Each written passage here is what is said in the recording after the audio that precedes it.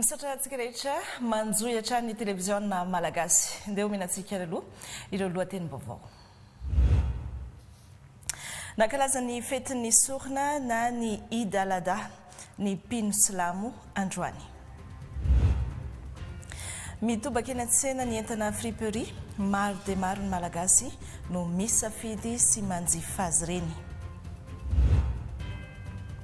Ny iray volana jona izao no feim-potoana farany nomen'ny FIFA amoahana ny lisitra ireo mpilalao hiatrika ny mondial 2026.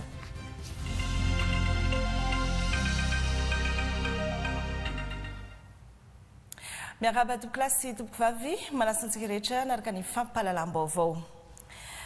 Anaraka ny mondial amin'ny baolina kitra sika afaka andro vitsivitsy efa fantatra moa taorian'ny dian'ny tale général ny ORTM le mana Élysée tany Togo fa lalao efatra amby efapolo no arahina mivantana eto amin'ny televiziona malagasy mandritra izay mondial izay. Fotoana mampiray sy ankafizin'ny rehetra ny fanarahana ny mondial ka izany ORTM sy ny ministera ny serasera sy ny kolotsaina ny ahafahan'ny malagasy tsy ankanavaka manaraka mivantana izany. Nateriny tale général ny ORTM tany amin'ny faritra Menabe ho an'ireo délégué amin'ny distrika enina ny antoerana ny fitaovana anampy ireo fitaovana efa misy anatsarana ny fahafahana mijery ny fampitana mivantana ny mondial ho an'ny vahoaka ny Menabe. Isabelle Djouda Celestina sy Andry Marsan, televiziona malagasy any Morondava. Hampanarahana ny teknôlôjia ary hanatsara ny feo sy ny sary any amin'ny mpihaino sy mpijery ny tanjon'ny ministera ny serasera sy ny kolotsaina. Midina ifoto ny manatanteraka izany ny tale général ny ORTM le mana Élysée sy ireo mpiara-miasa aminy ka anjara ny faritra Menabe indray no nanaovana ny fidinana ifotony. Narahina fampitaovana ho an'ireo délégationna enina mandrafitra ny faritra Menabe izany ka nisitraka solosaina tsirairay avy, Belotsirbina, Morondava, Malaimbandy, Mahabo, Miandrovazo ary Manja. Nandray izany ny talepatry ny serasera sy ny kolotsaina Menabe, Joe Kamami Modestin sy ireo mpiara-miasa aminy ny fafito amby roapolo ny volana May taona 2024 taoria ny fahazahoan'ny distrikan'ny Beloa Morontsirbina ny anjarany ny fa 2024 ny volana taona 2024 tany Antoerana. Tafiditra amin'ny fijerena ifotony ireo fitaovana anomezana fahafampony vahoaka mandritra ny fetim-pirenena sy ny mondial izao fidinana izao ary fanomezana fahafampony vahoaka eto Madagasikara ka ny ORTM amin'ny alalan'ireo rantsany amin'ny distrika raha hanomboka ny faraika amby folo ny volana jiona taona 2024 izao ny mondial. Nampahafantariny tale général ny ORTM fa ho an'ireo izay tsy mahazo ny televiziona malagasy dia hisy fiaraha-miasa manokana amin'ireo mpiara-miombonantoka hisitrahany vahoaka izany fijerena ny baolina kitra izany. Nisy olon-tena ireo mpiara-miasa ny taleny serasera sy ny kolotsaina Menabe ka nanotra fisaorana ny ministera ny serasera sy ny kolotsaina indrindra fa ny tale général ny ORTM satria isan'ny olana lehibe ho an'ny mpiasa ny tsy fahampiany fitaovana. Eto mpamaranana dia santatra ambavarano ho an'ny fampandehanana ny radio sy ny televizion ao Malaimbandy izao fahazahoana solosaina izao raha andrasana ny fahazahoan'ny commune ny panneau hirosoan'ny ministera amin'ny famelomana ny radio sy tele. Andro sisa isaina dia higadona izay fiadinany amboara eran-tany baolina kitra andiany fahatelo amby roapolo izay. Efa mivoaka tsikelikely ny lisitra ofisialy n'ireo ekipa hiazo an'i Meksika, Kanada ary États-Unis. Mbola maro anefa no miandry ny feim-potoana farany izay napetraky ny Fédération iraisam-pirenena na ny FIFA vao hamoaka ny lisitra ofisialy. Raha ny fitsipiky ny FIFA nanana napetraky ny FIFA dia alohan'ny voalohany volana jona izao no ametrahana izay lisitra ny mpilalao izay satria ny 1 jona no hanomboka ny lalao. Avitry ny anarako Arso.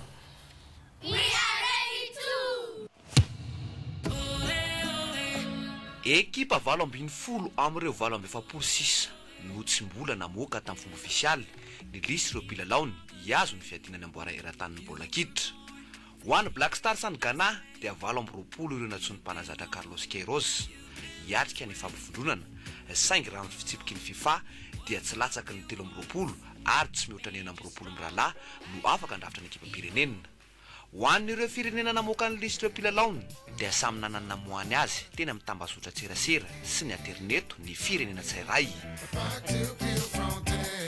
taony namoaka ny lisitra tamin'ny alalangorona tsara foy. Buenos días España, hoy es un día muy especial. Hoy Luis de la Fuente ofrece su lista para el Mundial. Tao kosa nanao valandresaka ny vantana tamin'ny any manjery. Neymar Junior Santos. Fataoriana nafatarana fa anisan'ny pilalaon'ny seleção amin'ny Brésil hiatrika ny mondial i Neymar Junior tena be resaka ihany koa ny lisitran'ireo pilalao ho an'ny larora Espanol sy nisy pilalaon'ny club Real Madrid tafiditra ao anatin'ny lisitra ny 9 saingy nanamafy ny mpanazatra Luis de la Fuente fa ny zava-bitan'ireo pilalao tamin'ity taom-pilalaovana ity no antony safidianany pilalaony. Yo únicamente miro si el jugador está efa ao anatin'ny fanomanantena avokoa ny akamaroan'ireo ekipa pirenena hiatrika ny mondial amin'izao fotoana izao. Ny an'ny Lion de l'Atlas ny Maroc dia efa niatrika aloha ara-pirahalahy izy ireo na namontsana 10 aotra any Burundi. I Maroc izay anao lalao ara-pirahalahy iny amin'ny Barian'i Madagasikara ny rojony ao amin'ny kianjam-bola Abdellah Rabat. Etsy ankilany dia mbola ao anaty fampirarahana amin'ny Fédération Raisam-pirenena Baolina Kitra ny Fédération ny Baolina Kitra iraniana amin'ny fangatana visa ho an'ny mpilalao iraniana noho ny ady misy any Moyen-Orient. Ny ekipa pirenena iraniana izay efa manomatena any Antalya Turquie ary hiazo amin'ny Meksika ao Tijuana ao arenan'izay. I Meksika no firenena nisafidian'izy ireo itobiny nanaiky izy amin'ny fanapa-kevitra izany ny flou mexicaine. Et nous, on a répondu oui, sans problème, ça ne nous pose absolument aucun problème. Kanefa dia ao États-Unis avokoa nanao laosam-bondrona ny Team Amélie eo amin'ny Nouvelle-Zélande ao amin'ny Sophie Stadium Inglewood any Los Angeles ny 12 jona. Ao amin'ny kianjo ihany ifampitana amin'ny Diable Rouge ny Belgique ny 20 jona ary amarina lalao vondrona G manoloana ny farahoanan'i Egypte ny 17 jona lalao izay tao ao amin'ny Lumen Field Stadium any Seattle.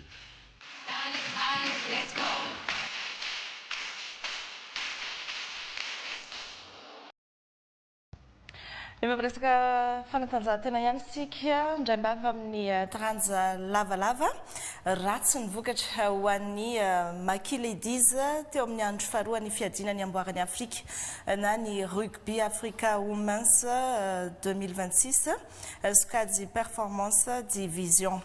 Montsany Lioness ny Kenya mpampiatrano 7-10 no out zany hoe tamin'ny isa mavesatra dia mavesatra tokoa ny ekipa pirenena malagasy tamin'ny lalao izay nataon'izy ireo tamin'ny efatrora tolakandro teo.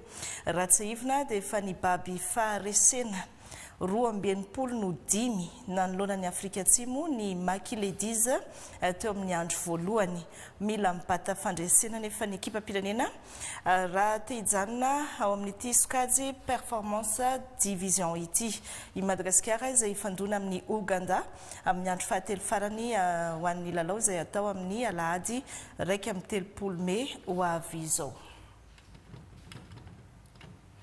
Fa andro natokana tsy asana androany fanandraisaka rama araka ny fampitam-baovao ofisialy navoaka ny ministera ny asa tamin'ny 20 Mei teo. Inona no antony satria andro roa anatin'ny taona iray no natokany filoana silamo ankalazaina manetriketrika dia ny Eid el-Fitr tamin'ny 20 Mars 2022 teo fety be taorian'ny Ramadan io sy ny Eid al-Adha fetin'ny sorona izay nankalazaina androany 17 Mei. Ireo zany no mitovy lenta amin'ny fety kristiana toy ny Noel sy ny tariny izay tsy asana nefa andraisaka rama ihany koa. Nanomboka androany ary farana ny zoma ho avy izao ny fanamarian'ireo mpino silamo izay Eid al-Adha izay ho fantaritsika eto anatin'ity fanadihadiana hoentiny meva body arvony sy tantely Andriambelo ity hoe inona zany Eid al-Adha izay ankalazainy ny mpino silamo izany. Dawari. Fety ny sorona na famelomana na fanamariana ny sorona natao mpaminany Ibrahima ny zanalahy Ismaël io ny atao hoe Eid al-Adha ho an'ny silamo. Osy, ondry, omby ary rameva ireo ihany no azo atao sorona mandritra ity Eid al-Adha ity. tsy maintsy mitodika miana varatra rehefa manao sorona amin'ny biby. Zaraina ho an'ny olona sahirana na be antitra na ho an'ny fianakaviana ny henan'ilay biby avy natao sorona. Ao anatin'ny 5 andro no mivehivavy amin'ny mpino silamo ary mifarana omaly zany mialohan'ny hidirana amin'ny Id al-Adha. Tsy terena nefa ny fehivava ho amin'ny mpino silamo rehetra fa afaka manao asa soa ahafahana manamarika ity andron'ny Id al-Adha ity. Ka nitsindimany tonga tamin'ny Ibrahim alayhis salam hoe hanao soa ny zanakanany Ismail alayhis salam. Rehefa tonga zany fotoana noho ny finoany sy ny fatokisana na Allah subhanahu wa ta'ala na tonga izy ny nanaiky ary niteny tamin'ny zanakanany Ismaila izy hoe na hanao sorona ny vatatenanao ny tenako ary ka nitsindimandry azoko. Ary tsy nisalasala zany zanakanany Ismaila alayhis salam hoe vona zao ataonao sorona. Rehefa tonga ny fotoana hanao le sorona lasa navadiky n'Andriamanitra nataony ondry. Zany le sorona nataony Ibrahim alayhis salam tamin'ny zanany. Ka izay fotoana zay nahatonga isaka ny Id al-Adha ka tsy maintsy mankalaza izany andro zany. Ka zay mahatonga hoe le pèlerinage nanao pèlerinage ny sasany mandeha na Lameky. Ka zay zany mahasamihafa azy. Fa zay tany tsy nandeha pèlerinage izy ndray no manao fankalazana le fety ary manao sorona, manao ondry, mividy ondry, manao sorona zany le mpino silamo maneran-tany. Zay zavatra fankalazana androany Id al-Adha. Fiaraha-misakafo amin'ny alalan'ny mofomamy ho mariky ny fifankatiavana no anisany nanamarika ny Id al-Adha ho amin'ny mpino silamo rehetra. Fety fiaraha-mifaly sy fiaraha-misakafo araka ny nambarany Meva Bodarivony teo ny alohavana fivavahana teny amin'ny moské no tena nanamarika ity Id al-Adha ity androany teo amin'ireo mpino silamo. Fa tsy vitsy koa ireo nanao asa soa sy ny fampisara faliana tamin'ny alalan'ny fizarana sakafo tetsank'ilan'izay. Ny an'ny fikambanana Madia ohatra, fikambanana etsy Andavamamba dia omby raika amin'ny 50 sy ondry 200 no natolotra ho an'ireo fianakaviana 9 amina fokotany manodidina azy teto Andrenivohitra. Itoy atao anatin'ny 3 andro ny hetsika izay fiaraha-mifaly ataon'izy ireo. Araka ity vaovao no entin'ny Miray Andrianjafy sy Roger Andriamanalina ity. Fampampiavahana no nanomboan'ny mpino silamo teto amin'ny 67 hectara ny fetin'ny sorona na ny Id al-Adha androany maraina ka atao anatin'izany no nitondrana ambavaka ny firenena. Iaramanana ny firenena ka ny mahasoan'ny firenena mahasoan'ny malagasa mahasoan'ny finoana silamo. Ny mamparary ny finoana silamo mamparary ny mpino silamo mamparary koa ny malagasy. Ka noho izany dia mitady ny mahasoa sy ny mahatsara ny firenentsika ny mpino silamo manerana Madagasikara. Taoriana izay dia nisy ny famonina biby izay ny fampisarana tamin'ireo mpiara-belona na ny mpino silamo na tsy mpino silamo. Fa ankoatra ny fizarana toy izao dia manao asa soa ny fikambanana silamo malagasy amin'ny alalan'ny fiara-miasa amin'ny fitondrana saodiana. Mangataka amin'ny tompon'andraikitra ambony amin'ny fanjakana anao filoham-pirenena fa misy ny fiara-miasa amin'ny fikambanana silamo malagasy sy ny fanjanakana saodiana. Ka soa ho an'ny malagasy io, ho an'ny malagasy tsy vaky volo io ary mitondra soa antsika io ka mangataka ny famorana izany mba ho vita. Tokony amin'ity volana Jona ty no manao sonia io fa io fanarana io ka mangataka tompoko amin'ny fitondram-panjakana rehetra mba hanamora izany fanaovana sonia zany fiara-miasa amin'ny firenena saodiana zany. Saodiana izay manao fanampiana Madagasikara toy ny fanamboarana fotodrafitrasa sy sekoly, famesana rano fisotro madio, fandraisana ireo mpianatra hianatra ny ivelany ary miantoka ny tapakila ho an'ireo mpanao fivahiniana masina avy eto Madagasikara. Filaram-be toy izao no hita nanoloana ny vavahadin'ny fikambanana musulman Ahmadiyya eto Andavamamba ny tolakandro teo. omby raiky ny 50 sy osy 200 no novonona ary izaraina tamin'ireo mponina avy any amin'ireo fokontany manodidina ao anatin'ny fetiny sorona na ny idalada. Donc c'est pour partager les viandes des animaux. C'est après le pèlerinage à la Mecque. Donc aujourd'hui, par la grâce de Dieu, nous on a égorgé 51 bœufs.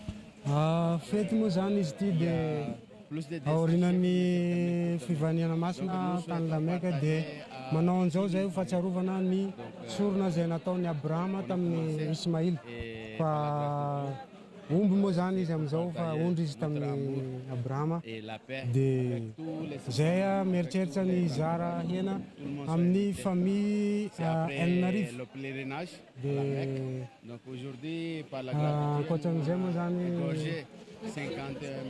eo amin'ny 150 ny omby ny vonona 150 fa ny osy moa zany 200 fa rapitso manomboka rapitso zany mamono osy rehetrarehetra ny vahoaka rehetra mahazo tsy voatery musulman fa rehetrarehetra mihitsy zany hoe samy mifangaro ao tsisy triage. Azo ena toy izao avokoa any amin'ireo mponina misy ny fikambanana Ahmadiyya toy ny Antoliara, Mahajanga ary Malakara etsika izay aharitra 3 andro. Dia mirary soatrany ho an'ny mpino silamo rehetra. Hivadika lafim-baovao hafa isika mitobaka ary saika mameno ny tsena eny rehetra eny amin'izao fotoana izao ny entana friperie. Ny friperie tsy hoe akanjo sy kiraro ihany fa efa misy ny kojakoja sy ny fitaovana rehetra ilaina andavanandro mihitsy hatramin'ny kidoro, ny kilalao, ny fanaka, ny ranomanitra, ireny produits cosmétiques ireny sy ny sisa. Marobe no misafidy sy manjifa ny friperie raha ho antsika eto Madagasikara manokana. Nanao fanadihadiana mikasika izay Olivier Andriambololo-Mihaja sy Tantely Andriambelo. Any amin'ny Sinoa. Any amin'ny Sinoa zay makandeta. Patrouille mihitsy manafatra avy any ivelany, any Chine. I Chine no firenena mampiditra entana na friperie be indrindra eto amintsika raha ny voalazana ireto mpamongady sy mpivarotra madinika nanaovana fanadihadiana ireto.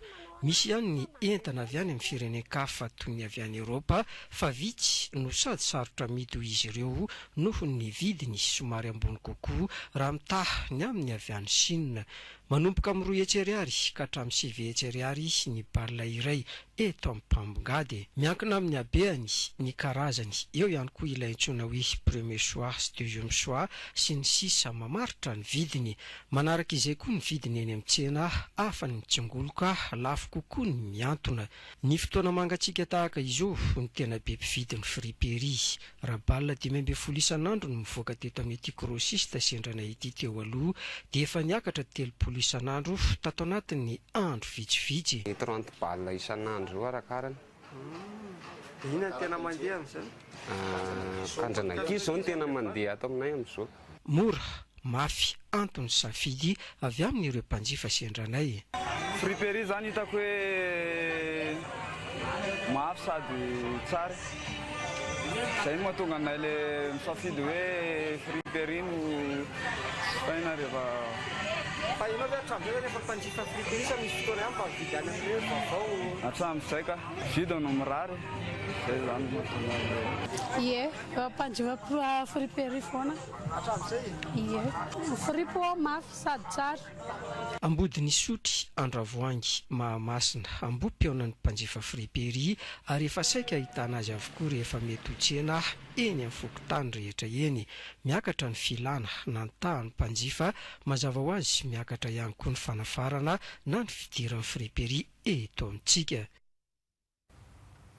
Dia samy manana ny tiany tokoa moa zany amin'ity resaka fiantsenana ity. Fa na mitobaka aza ny friperie sy ny fitadiavam-bola amin'ny resaka varotra dia misy foana ny lalàna izay tokony ho arahina. 15 andro no feim-potoana nomeny fiadidiana ny commune Antananarivo renivohitra ireo mpivarotra amoron-dalana eto Antananarivo. Tapitra omaly izay feim-potoana izay ka niroso tamin'ny fampidirana ireo mpivarotra amoron-dalana hiditra anaty tsena ireo tompona andraikitra androany ny tetsy amin'ny petite vitesse no nahitana ny hetsika vaovao nangony meva Bodoarvony sy Ambinitsoa Andriamaservelo.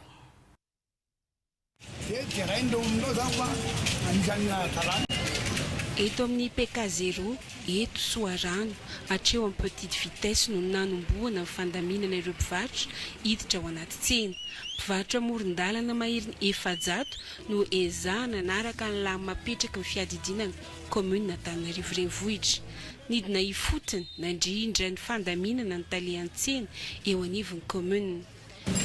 Mamerina le olona bota taty senana bota zany a tena milikitana taty mamerina na bota yalo tena ipetraka na bota na lana mayoara sy arabe zay zany nataonay a dia tsy manana toerana zany verina atena tsena lehibe manana lalàna ny Antananarivo tena misy code de marché ny tsena misy lalàna ny tsena dia apiana fotsiny a code municipal d'hygiène. Tsy mety fa mandratsy ny fidiram-bola ny akamaroan'ireo mpivarotra ny fidirana ao amin'ny tsena hoy ity mpivarotra iray ity.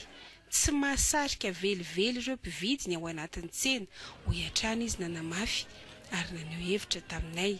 Tena tsy mety misy aloha ilay fandaminana satria mbola be da be zao ny namanay tsy tafidy tsako nefa izay zao a le nampidiriny tery any sisiny tery hoe le talohan'le 15 jours atsany zao a jerenge ny entanambony latabatsy fa tsy va zay lafo e de lany zay lafo de lany tsisy tsono ny masoka reny. Entsekilany mety ny fandaminana ny raisin'ny commune hoy Kosti Ramatoa izay efa mpivarotra ato anatin'ny tsena petite vitesse antaona ny maro ity. Ireo olona rehetra ivelany ireo a olona efa niavy mivarotra teto aminay koa malalaka rehetra ity dia mivoaka izy hoe tsy ankehitriny zany rehefa hoe raikitra le korotana dia mitady anany satria zay efa tsy izy no tsisy toerana efa teo ianao taloha miala midinao ny toerana sasany aveo ianao nefany a mitady aneranay rehefa lamina azonao zay rehefa andehany dia zay tsy ekenay zany le ataon'le manakorotana izay. Mpiasan'ny commune maherin'ny zato no ajoro ampianatra ireo mpivarotra tsy hivoaka ivelan'ny tsena. Tsy zany eto amin'ny petite vitesse ny fandaminana fa itoy hatrany isotry. Tanjona dia ny arabe ho an'ny fifamoivoizana, ny trottoir ho an'ny mpandeha tongotra ary ny tsena ho an'ny mpivarotra. Mikasika ny ranom-pirenena amin'ny 7 Jona 7 no anaovana ny fitsapahakevim-bahoaka andanina lalam-pandrenana vaovao idirana amin'ny Repoblika Fahadimy. Ny volana Oktobra 7 kosa ny fiodinana voalohany amin'ny fifidianana filoham-pirenena eto Madagasikara. Manomboka amin'ny fanamboarana ny listim-pifidianana ny zotra-pifidianana ka metraka fomba fiasa sy lalan-tsaina vaovao mifototra amin'ny mangarara ny seni raha ny resadresaka ny fanaovany avy amin'ny seni tamin'ny mpanao gazety eto amin'ny televiziona malagasy tao anatina fandarana manokana alina. Ny famitinana hoentin'ny Ambinitsoa Andriamaservelo. Rehefa tsy tena mamoaka ny safidim-bahoaka ny vokatra ny fifidianana dia misy ny olana ka mitarika savorovoro mahatonga ny fanakianana mavaivay ho an'ny SNI hoy Tery Rakotonarivo filohan'ny voameram-pirenena misahana ny fifidianana. Ny tranga zany nandritra ny taona maro hoy izy. Zavatra telo no everiko fa mety mahatonga an'izay. Ny voalohany dia ny fanatanterahana fifidianana tsy mifanaraka amin'ny lalàna. Ohatra efa voalaza ny lalàna fa tokony tsy miandany na tsy mitanila ny fanjakana kanefa dia iaraha malala fa ny fifidianana maro ny fanesy dia rahantsika mahita ny fampiasana ny fitaovam-panjakana, ny volam-panjakana, ny piasa-panjakana nataon'ny mpitondra hatramin'izay. Ny lafiny faharoa rehefa tsy mangarahara ny fifidianana ary fahatelo rehefa tsy andraisany vahoaka anjara ilay fifidianana dia tsy ho ekeny rehetra ny vokatra. Sy ny vaovao no mikarakara ny fanomanana fifidianana amin'izao izahana ny hialana amin'ireo zavatra niteraka olana singaray mikarakara ny fifidianana nefa ny SNI. Anisan'izany ny fitoram-panjakana fa mbola hampiasa ny fitaovam-panjakana, ny volam-panjakana, ny fananam-panjakana ihany, ny fahefa-panjakana ho ampiasaina anohanana kandida dia na inona no ataon'ny SNI dia ho herivery maina zany. Toy izany ihany koa ny fiarahamonimpirenena raha ohatra ka tsy manao ny andraiky ny tena feno amin'ny fanabeazana ny olona amin'ny fanaraha-mason'ny fifidianana dia tsy ho ampy an'ny ezaka toy izany ihany koa ny antoko politika raha tsy mandray anjara feno ihany koa izy ao anatin'ny fanabeazana ny olona sy ny fanentanana ny lafiny ara-politika eto amin'ny firenena dia ho zava-poana ihany ireo ezaka manomboka amin'ny fanamboarana lisy mpifidianana ny sotram-pifidianana tsy ho ampiasaina intsony ny teo aloha fa hanamboatra lisitra vaovao ny 20 jolay izao no manomboka ny fitetezana trano lalan-tsaina roa no atao mangarahara sy andraisan'rihitra anjara haharitra 20 volana io fanisana io ho tsirihiny rehetra ny lisitra vita vao faharanana efitra amin'ny 3 lavitrisa ariary no teti-bolana vaozana ny lisy mpifidianana hisy ny fanampiny mpiara-mombonantoka ambonin'izay ny 20 may hovy zao moa dia hanao fikonandohan'ny pirenena savaranando eny ivato ny seny amin'ny 17 jona 17 kosa no hiroso amin'ny fitsapan-kevy-bahoaka andaniana ny lalampanorenina vaovao idirana amin'ny repoblika fahadimy farany ny volana oktobra 17 kosa ny fihodinana voalohany amin'ny fifidianana filoam-pirenena ny hevitry ny vahoaka no entina nanganana firenena vaovao io no anisan'ny nanosika ny anteny melany tolona ho an'ny fanavaozana na ny ATF ikarakara fakan-kevitra ny fotony hainona ny olona sy tadiavam-baolana tokony hovahana sy anaovana asa maika ka hoentina amin'ny fikaonandoam-pirenena lehibe teny amin'ny fokotany anosy ato Atsinanana no nisy santarana azy androany ny fantoan'ny hevitra voangona ny momba ny fandriam-pahalemana sy ny fahadiovany tanàna vola Rafarasoa sy Jakira Kotomanga.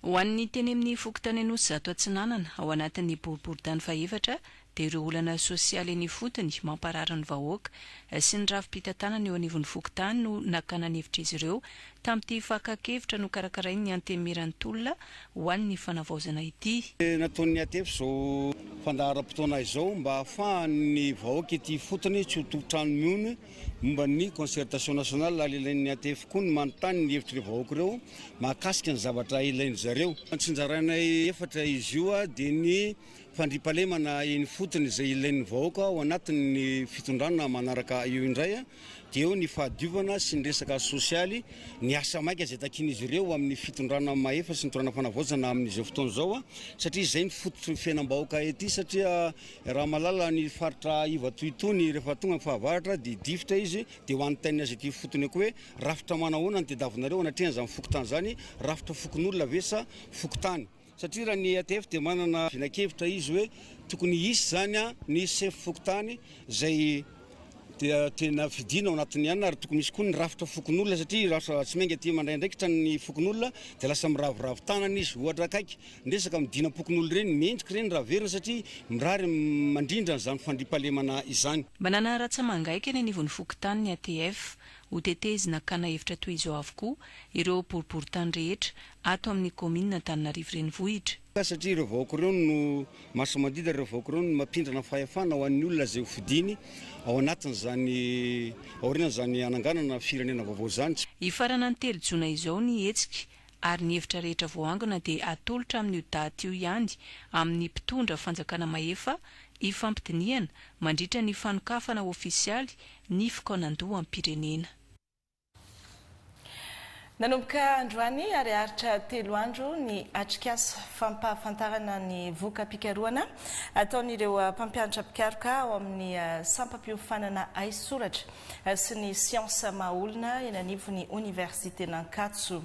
Anisan'ny fampizarana ao anatin'izany ny mikasika ity sampam-piofanana ity manoloana ny fivoaran'ny saina voatr'olombelona na ny intelligence artificielle. Mireille Andrianjafy, Roger Andriamanalina. Mbola ilaina ve sampam-piofanana aisoratra sy ny siansa mahaolona ny faculté des lettres et sciences humaines fanontaniana apetraky ny fiarahamonina io manoloana ny fiazakazaky ny vaovao sy ny fipariahany aingana amin'ny alalan'ny intelligence artificielle ohatra. Fiarahamonina amin'izao fotoana izao izay mitaky zavatra eo no eo. Ny faculté des lettres et sciences humaines dia tsy maintsy ilaina satria faculté des lettres et sciences humaines no mandalina ary mijery lavitra.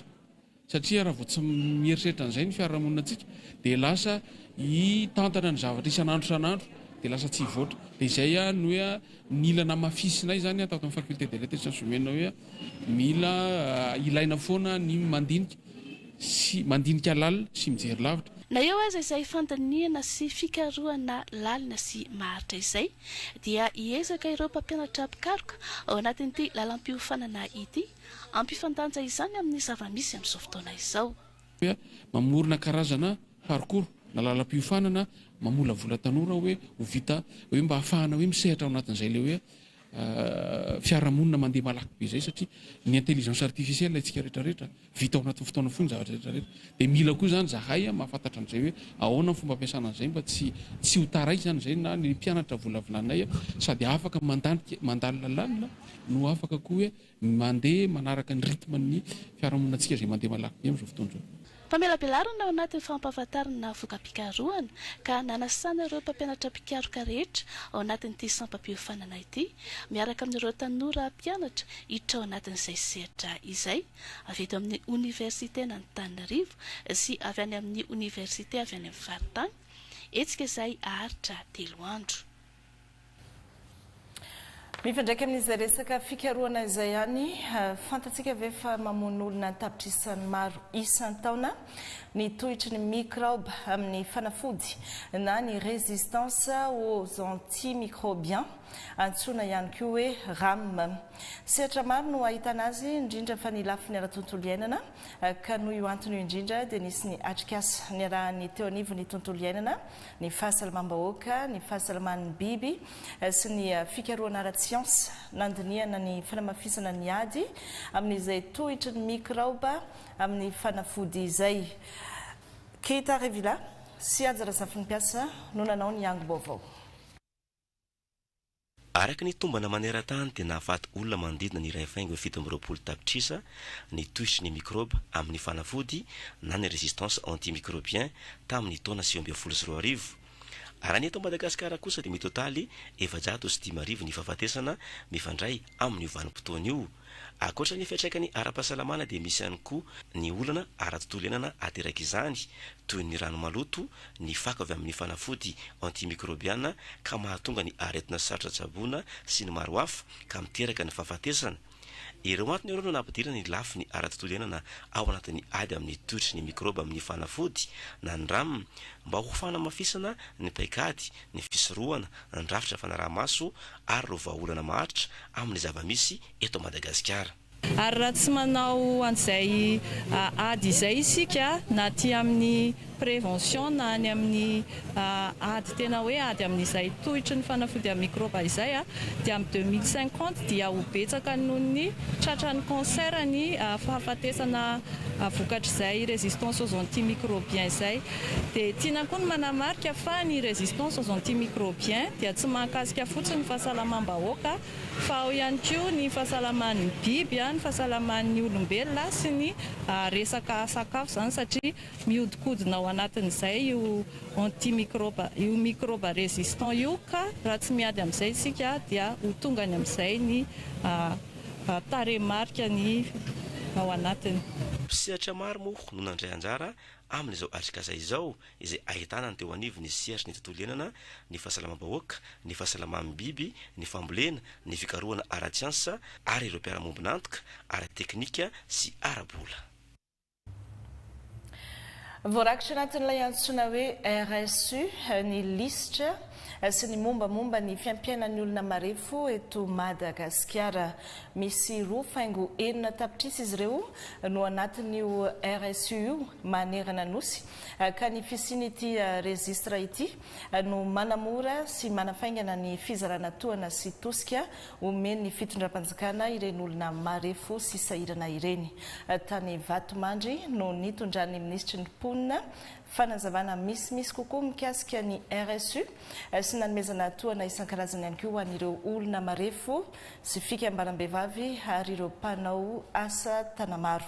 Nadia Bakoly, Televiziona Malagasy, any Vatomandry. teto amin'ny renivohitra distrika amin'ny Vatomandry nanohizany fitoram-panjakana amin'ny fanatanterahana ny ray vola amin'ny fiahiana ara-tsosialy izay paikady anamafisa amin'ny fanohanana ara-tsosialy ho an'ny vahoaka marefo. Ny fampahafantarana ny REUSSUna ny registra sosialy tokana izay isan'ny fitaovana hitantanana sy hitsiriana ny fivoaram-piainana ireo tokantrano tegna marefo ny fantoazany ny talata fa 24 ny volana May teo teto amin'ny kianjan'ny distrika. Izy io dia fitaovana entin'ny fitondram-panjakana izay eo ambany fitarihan'ny ministera mponina sy ny firaisan-kina ahitana mazava ny lisitra ny olona marefo maneran'ny Madagasikara mba hisy ny mangarahara ao anatin'ny fizarana ny fampitaovana sy ny fanampiana izay omeny fitondram-panjakana. Amin'izao fotoana izao eo amin'ny rofaingo enina tapitrisa zao manerana ny faritra rehetra no efa voasoratra ao anatin'ny RSU ary mbola ezahana moa manerana Madagasikara vitaina ao anatin'ity taona 2026 ty le izy. Misy koa ny atao hoe guichet tokana, izany hoe misy zany guichet ho atsangatsika, guichet unique ho atsangana isaky ny distrikta izy io. Dia ho an'izay ohatra hoe afaka manantona n'io guichet io dia tonga isika misoratra anarana ao koa ny afahantsika raha misy fanovana an'le izy dia afaka manova atsika arakaraka n'izay toe-javatra misy ety atoerana mba ho marina ny zavatra voarakitra ao anatin'io fampitaovana iray ampiasain'ny fitondram-panjakana io anamarinana ny lisitry ny olona tena marefo. Tafiditra agnatin'ny fandaran'asa ministeran'ny mponina sy ny firaisan-kina ny fampizakan-tegna n'ireo viavy ka fikambanam-biafolo nomena tohana milina fanjairana sy kit gargotte ary dia nahazo ny anjarany koa ireo zokolona sy ireo manana fahasembanana ary ireo mitaizakely sahirana ara-pivelomana. Ankoatr'izay nahazo vary fotsy 2 taonina avy ireo kominina 120 mandrafitra ny distrika amin'ny Vatomandry agnanovana asa tagna-maro agnatsarana ny tanàna. Zava-dehibe loatra izao ezaka izao. Na dia hitona le registra tokana ary izy anazavatsika an'izany fikambana vehivavy sy ny asa sosialy ao anatin'izao ray volan'ny fiahinana sosialy zao dia tsy adinony hoe itsika manana foto-drafitr'asa tokony atao amina karazana asa tanamaro. Noho izany ho an'ny ben'ny tanàna rehetrarehetra raiky amin'ny 20 dia nanapa-kevitra ramatoa-ministra rehefa nahazo alalana avy any amin'ny filoha fanavaozana repoblika hoe omena vary 2 taonina isaky ny komina nareo anamboaranareo ny lalana any aminareo na anadiovanareo ny tanàna mba sady mamahana an'le olona atsika no misy tamberina atsika amin'ny lafiny fiarahamonina. Atrikasa fampizarana momba fiahiana ara-tsosialy sy fagnazovan'ny antsiprian'ny REUSSU na ray nadinika fifanankalozan-kevitra ny arahan'ireto tompon'andraikitra isan-tsokazona ity fotony na maranana izao fotoana izao. Ary dia tsy diso anjara tamin'izay fanamariana ny iray volan'ny fiahiana ara-tsosialy izay ihany koa ny tany amin'ny faritra Fitovonany etsika niompana amin'ny fampahafantarana ny mahazava-dehibe ny fiahiana ara-tsosialy tamin'ny alalan'ny fampirantiana samihafa nandraisan'ireo mpiantsehatra maro anjara no natao tao anatin'izay. Dosité Malala, Eric Didier, TVM Manakara. Ny tetikasa amin'ny fiahiana ara-tsosialy dia manampy betsaka ny mpiarabelona ahafahany marefo miarina amin'ny fiainana. Amin'izao fankalazana iray vola ny fiahiana ara-tsosialy izao dia manatanteraka etsika fampafantarana mazava-dehibe izany ny fitaleava-paritra mponina sy firaisan-kina Fitovonany izay natao eto Manakara. Maro ny mpiantsehatra amin'ny asa sosialy mandray anjara. Anisan'izany ny fidy manana tetikasa telo ny fiahiana ara-tsosialy dia ara-tonaina ahitana fandaharan'asa ny vatsy ny ankohonana sy asa avitra mirindra. Igera tetikasa anampetsaka ny tanora 12 ka hatramin'ny 15 taona ary ny zaramira. Nisy ny fizarana kopi maimaim-pona natao ny ONG RTM ny fanomezana tohana ara-tsakafo ho an'olona marefo. Mivelatra amin'ny lafiny maro ny fiahiana ara-tsosialy izay afaka mitondra fanovana tsara makany amin'ny fampandrosoana. Andro lehibe sy manan-daza ho antsika ny androandroany satria manamarika an'izany fiahiana ara-tsosialy izany ary fotoana koa hatsahivantsika fa ny fiarahamonina matanjaka dia miorina amin'ny firaisan-kina ny fifanampiana ary ny fiahina ny mpiarabelona. Ny fiahina ara-sosialy dia tsy voafetra amin'ny fifanampiana ara-materialy ihany, fa ao koa ny tantsorika amin'ny mahaolona ny fiahina ara-psikolojika. Raha misy olona anankiray manana ny fahasairanana eo amin'ny fiainana dia tsy voatery ny ara-materialy ihany ho afaka omentsika azy, fa ny tantsorika omentsika azy koa efa zava-dehibe. Apetraka ny lamina rehetra ahafana mahazo vokatra tsara amin'ny tetikasa fiahina ara-sosialy. Ilaina ny fiahina ara-sosialy fa fagnampiana igny, ilaina ny fiahina ara-sosialy fa tantsorika igny araky ny fizakana, fa ny tena tompona andraikitra ny fiainana dia tsika isam-batan'olo. Tsy maintsy ho atsaraina zany ny fandrindrana ho an'ny mpiantsehatra rehetra amin'ny lafin'ny sosialy zay, mba tena isy fiantraikany marina ary ho regny tagnana tsapaina mihitsy ny vokatra amin'ny asa rehetra zay atao. Tetikasa ara-tonaina igera vatsiny banky iraisam-pirenena vola ary ny zaramira vatsiny UNICEF izay arindra ny ministera mponina sy mifiraisakiny ka ny fidy no manatanteraka izany aty amin'ny faritra fitovinany. Onjam-peo manana ny lanjany manokana sy miavaka ny radio Madagasikara ankoatra ny fizaram-baovao eto an-toerana sy ny any ivelany, ny fanabeazana, ny fitaizana, ny fampianarana, ny fialamboly, ny kilalao ary anisany omendanja ao anatin'izany ihany koa ny kolontsaina malagasy dia hitondrana anjara biriky amin'ny fampandrosoana eny fotony avokoa ireo. Isy hetsika fitetezam-paritra ho ataon'ny RNM izay mbola tafiditra anatin'ny hetsika fanamariana ny fahadimy amin'ny 20 taonany araka ity fampafantarana hoentin'ny Ange Fila be manakaja sy Tantelandriambelo ity.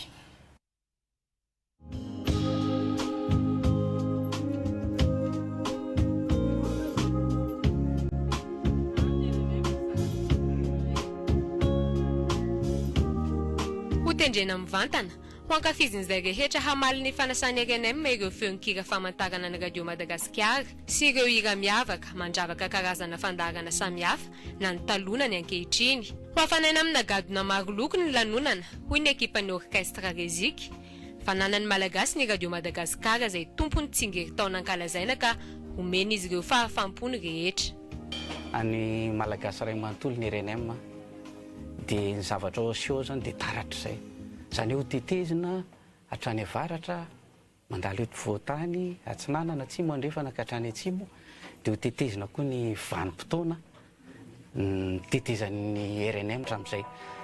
Nanomboka hatrany amin'ny tsy haiko hoe ataoko hoe taona 80 makaty zany ho asesinay daholo. Zay ny zavatra takin'ny RNM amin'ny RNM anazy zay, dia tsy maintsy tazomina zay le ataoko hoe inona re filazako azy hoe couleur na hoe zay nafantaran'ny olona ny RNM. Ohatra fotsiny zao hoe reny misy Razavin-drahety, Chadozy, Charles Morin-Poty, zany zao isan'ny tena nafantarana ny RNM zany hatramin'izay mandraka ankehitriny. Ohatra zao hoe le feonkirany Danira be mananjara ohatra ataotsika zany, feonkirany Latmer Andreas ataotsika zany. Ankoatra ny fety sy korana hitondra fanatsarana ho an'ny RNM ity hetsika ho atao ity, na eo amin'ny lafiny ara-pitaovana na amin'ny lafiny fanatonana sy fanomezana sehatra bebe kokoa ireo mpihaino ny radio Madagasikara. Anamafisana ny fanatsarana izay entin'ny fitondram-panjakana, ny fanatsarana ny fohy be toerany radio Madagasikara sy anaovana ilay fitetezam-paritra ao aorian'ny fanokafana tamin'ny 7 avrily sy ity lanonana amin'ny 7 mety dia andeha ny fitetezam-paritra mba ho ahitana ny radio Madagasikara mivantana manakaiky vahoaka ary tsy hoe manakaiky vahoaka fotsiny hoe atao mandalo fotsiny koa lefa 5 taona eny amin'ny faritra fa isy asa fandrosoana ho apetraka amin'ny alalan'ny radio Madagasikara dia aza misaraka aminay fa eo foana izay ho alefa mivantana amin'ny TVM izay ankasitrahana ny fiaramiasa amin'ny TVM sy ny DIT ihany koa zany ny ORTM manontolo ny lanonana eny amin'ny CCI eny Ivato amin'io. tsy amin'ny mahalim-pandizana alina miavaka mampifandray azy dia isy ihany koa ireo fanafanana isan-karazany ireo fanentanana isan-karazany ny any pitoloha izay arahana amin'ny taty event isy ihany koa ireo zavatra maro tsy ampoziny iarahantsika eny fa aleo tonga toy izay tantaraina dia misy lalao eny azona loka maro ho antsika rehetra izay tonga anotriny eny dia radio Madagasikara moa dia teo foana ary eo foana ary mbola eo foana mandrakariva ho an'ny vahoaka malagasy dia izay indrindra no anentanana ny vahoaka malagasy iaraka ifanotrona iaraka ifaly namafisy ny fa mbola azo jifainao amin'ny radio Madagasikara ety anosy ny tapakilo mankasitraka ireo mpiara-miombonantoka sy ireo mbola vonona hanometanana ny RNM. Amin'ny zoma zao zany izay etsika lehibe alim-pandizana na soirée ho ataon'ny RNM eny amin'ny CCI Vato izay. Fa ho marina afaka efatrandro ny fetin'ireny izany hoe amin'ny alahady zao zany. Nanararaotra ity andro tsy fiasana androany ity ny ankamaroan'ny maro ny antsena ny vidiny fanomezana izay omenany ireny amin'io fetin'ireny io. Ny sokatra androany tetsy amin'ny kianja ny Barema Masina mantsy ny bazara fête des mères izay karakarainy ny fikambanany ireny malagasy ary aharitra efatrandro. Mirandry Anjafy sy Roger Andriamanalina. Androany moa zany andro tsy fiasana dia mba nanararaotra kely androany mijerijery zavatra ho an'ny eny atao cadeau dia mokoa aty tena feno zavatra tsara kely be daholo sady mihaja dia izay mba hoe nandehanako aty androany. Nisafidiko aloha zao raha ny zavatra hitako tsara aty zao dia misy poketra dia misy ihany koa akanjo dia ray amin'izay ngamba no safidiko. Mipetraka marim-pianakaviana zany mamaly faly le reny le vady dia miezaka hoe mba misafidy andro tsy fiasana androany dia mba nandeha mijerijery mitazana mba mijery zao mba zavatra mahafinaritra mba hita hoe misy zavatra tiany neny daholo tiany madama daholo le zavatra ohatrao resaka sakafo. Tsy salasala izy ireo nitsidika teto amin'ny tsena be ny fetin'ireny teto ambadiky ny kianja Mahamasina izay ahitana ireo mety azo atao fanomezana ho an'iny toy ny fitafy, ny kiraro, ireo kojakoja isan-karazany fa tsy adino ihany koa anefa ny sakafo izay ho karakaraina ho an'iny. Etsika izay karakaraina ny fikambanan'ny Renimijoro. Ahitantsika varotra fampirantiana isan-karazany izay misy ny cadeau mety ho an'ny reny rehetra. Ahitantsika karazana zavatra be dia be azo izany afaka atolotritsika ho an'ny reny amin'izao akatoky ny hoe fetin'ireny izao. Raha amin'izao fotoana izao aloha dia tena mbola betsaka ny misafidy ny hoe zavatra vita malagasy no jifaina izay tena hoe anisan'ny manandratra antsika ihany koa ao anatin'izay satria betsaka ny mpandraraha malagasy izay tena hoe mampiranty ato amin'izao hetsika izao dia tena mbola tiany olona foana ny zavatra vita malagasy. Trano efa 50 no hita eto, etsika izay aharitra efatrandro. Amaranantsika ny fampahalalam-baovao sompotra arabara eto Madagasikara ny distrikany Bealanana na dia mbola vitsy aza ny tohadrano. Ny fananana loharano maro avy any tapitendrombohitra no manondraka ny tanimbary antony mahatonga izay sompotra ho an'ny Bealanana izay. Na izany aza dia ilaina foana ny fananana fototra avitrasa anatsarana sy ampitombona ny vokatra ho tsaratsara kokoa.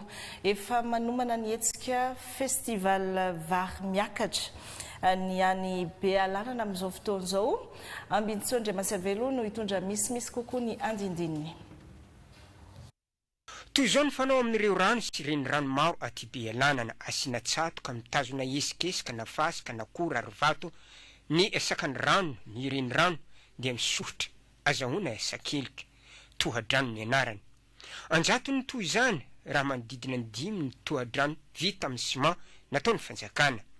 Na dia izany aza dia betsaka ny vokabary. Eo ny fahamaroany lemaka midadasika ankilan'ny fahamaroany ireny rano madinidinika midina avy any an-tampon-tanety manondraka lemaka hanatanteraka festival vary miakatra i Bealanana ka ankoatra ny fanehoana ny vokatra sy karazam-bary dia hitadiavana mpiara-mombonantoka no anisan'ny tanjo ny festival ny 4, 5 ary 4 Jiona 2024.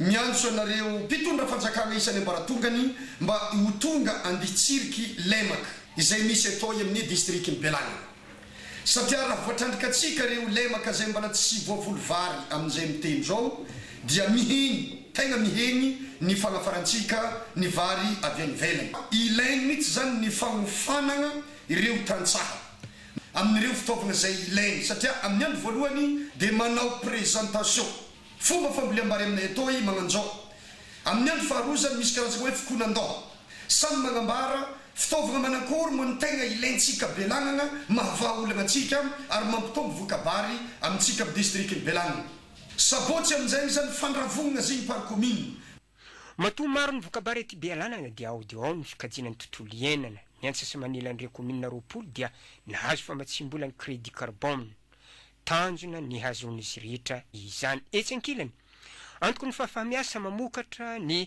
filaminan'ny fananantany atao zava-dehibe mandritra ny festival zay ny anatsoana manokana ny ministre ny fananantany sy ny raharahantany champion koa zany Belanana amin'ny aditany io tsy fagnarahana le zavatra ifotony ny mahatonga le ady ka zao moa efa henitsika ny teny ministre iny resin'ny OMC ny resaka aditany amin'izay matoko zafa ivoavaha miaraka amin'ny fokon'ologno sojabe ben'ny tanàgna le conseiller ny olana agny fotony tena mahafantatra fa iza mariny ny diso dia eo koa zany reo dina malenkalatra zay hoentigna atao fitaovagna amin'ny mahafestival azy dia hisy ny hetsika ara-kolontsaina maro misaotra antsika rehetra ny anaraka ny fampalalambavatra amin'ny farany ankasitrany ihany koa ny ekipa-niarana natontosa raha mpitsy mbola iaraka aminao ny tenako mametraka ny veloma mandra-piona mirary sorto klasy dobovavy